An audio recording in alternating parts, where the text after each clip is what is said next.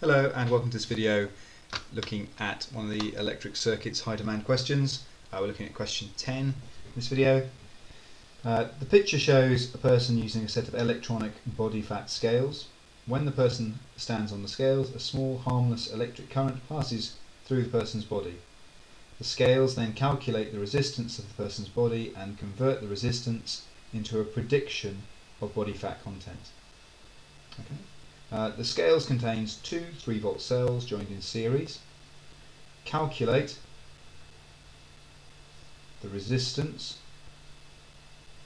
of a person's body if, when he stands on the scales, a current of 0.12 milliamps passes through the body, and it tells us there 1000 milliamps is 1 amp. Okay, so and what else we've got? We've got two 3-volt cells. It's worth 3 marks. So what do we know? We know that we're going to have to use V equals IR. Oops, sorry. So we're going to use V equals IR. We know that V is equal to 2 3 volts in series. So if I've got two 3 volts in series, remember the potential difference is the energy given to or taken from each coulomb. So this cell gives 3 volts, this cell gives 3 volts, and they're connected in the right way. So this gives, the current's going that way, this gives 3 joules to each coulomb, then this one gives another 3 to each coulomb. So the total potential difference across these two will be 6 volts. Okay, so the potential difference is 6 volts. The current is equal to 0.12 milliamps. Now, whenever you get anything that's got a peculiar prefix, or a non-standard prefix, so milli or centi or kilo, unless it's sort of kilograms is the only exception really here, I would have thought. So what you always should do is convert it. So 0.12, the prefix milli actually means, so milli means divide by 1000. So whenever you see milli, just change it for divide by 1000. Divide by 1000 amps. It used to be that it's just easier than writing divide by 1000, so 0.12 divided by 1000 amps just became milli. Okay, in the same way that, say, kilo is just short for times 1000. So whenever you see kilo, replace it by times 1000. Mega times a million. Centi divide by 100. Okay, so just swap the milli for divide by 1000 amps, and then you can put them straight into the equation here. So V equals IR. We've got I'll substitute in before I rearrange. So 6. Let me just put that in my calculator quickly. So I've got 0.2 divided by 1000. Now, even though I'm pretty confident I could do this in my head, I always use a calculator just in case. So 0.0012 R. I know lots of students who have made, very intelligent students who make simple mistakes, especially in the heat of an exam. So always use your calculator, it's there to help you. R is equal to 6 divided by 0.0012. So the resistance is equal to 6 divided by 0.0012 equals 50,000. 50,000. Oh look, I almost missed there. Show clear how you work your answer and give the unit. Okay, so I looked along the line here and there's no unit, and that's what alerted me to the fact that I probably missed that when I cubbed the question. So 50,000 ohms. And if you prefer, you could actually write that, because times 1000 means kilo, I can replace that 1000 there by 50 kilo ohms if I wanted to. Okay, no credit, no, you don't have to do that. The scales can only produce a prediction of body fat and not an accurate measurement. Suggest why. Okay, so you're going to use your knowledge here to suggest why. Only one thing. And the easiest way of doing this, anything to do with humans really, there are lots of factors. Lots of factors affect resistance of human body. Okay, the human body is complex, there's loads of things in it. Yeah, lots of factors affect its resistance. So things like muscle mass, your salt levels, all sorts of different things will affect your resistance. Are you sweating lots when you're touching it? That kind of thing. It is recommended that the scales are not used immediately after a person has drunk a large amount of water. Suggest why. Okay, so two things here. We need two answers. Well, why would you not use them?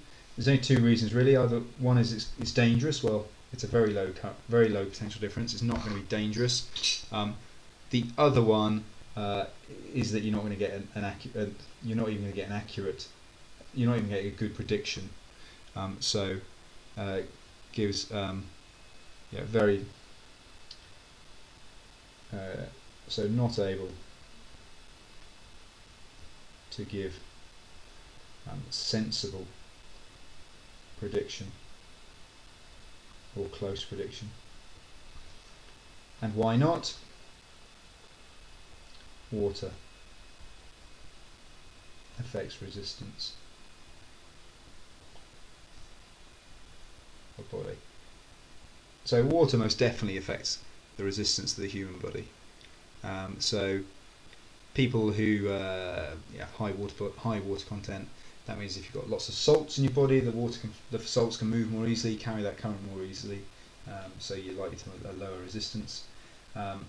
Someone's dehydrated is likely to be much less able to carry current, so probably a higher resistance. But you don't need to say which one's higher or low, you just need to know that water will affect the resistance. So the diagram shows how someone could get an electric shock from accidentally cutting into what? Into an electric cable. If this happens, a residual current circuit breaker, RCCB, is being used. If this happens and an RCCB is being used, the circuit will switch off automatically. You don't need to worry about these anymore, they're not in the specification, but I'll just show you how they work anyway. So if we can answer this question, a faulty appliance or circuit can be switched off by a RCCB or a fuse. Compare the action of RCCB with the action of the fuse. It's worth 2 marks. It's a compare question. So first thing is fuses are not as quick as RCCBs to break the circuit. Okay, they take a little while because they've got to the current's got to get high enough through them and the temperature's got to get high enough to melt the wire. And the next one is RCCB can be reset. Fuses cannot. You need to replace a fuse. The graph shows how the severity of an electric shock depends on the size of the current and the time that the current flows through the body. Okay, so using the RCCB helps prevent electric shock seriously injuring the person using the hedge trimmers. Using information from both the diagram and the graph, explain how. So I've got to use information and I've got to explain how the RCCB helps prevent electric shock. Okay, and I've got to use the diagram and the graph. So what am I going to say here? So this is let's see. So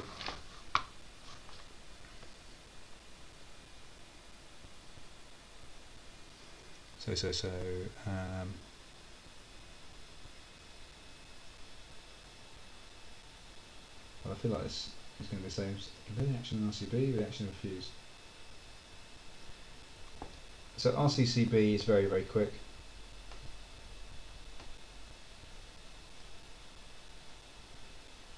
It's very quick. It compares, so the diagram above, it compares the current. Again, this isn't important, so don't worry if you don't know this. It compares current in live wire with current in neutral. So what happens is the current here should be the same, pretty much. The current going into the motor in the hedge trimmer should be pretty much the same as the current coming out, because they're in series with each other. If there's a break and it starts to go through the human body, there'll be less current coming this way through the neutral wire. So if there's less current coming through the neutral wire, it's obviously going somewhere else, and the RCCB then switches it off. It compares current in the live wire with current in the neutral wire.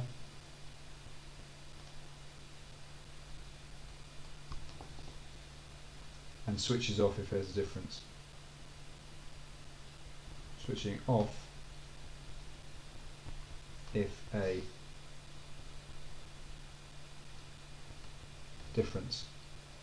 So typically it will switch off within sort of 20. If it can switch off less than, what's that, is that 20? My ruler.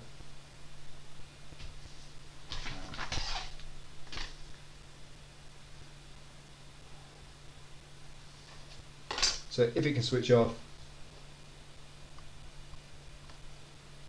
if it switches off faster than 20 milliseconds, then no serious injuries. Okay, or injury.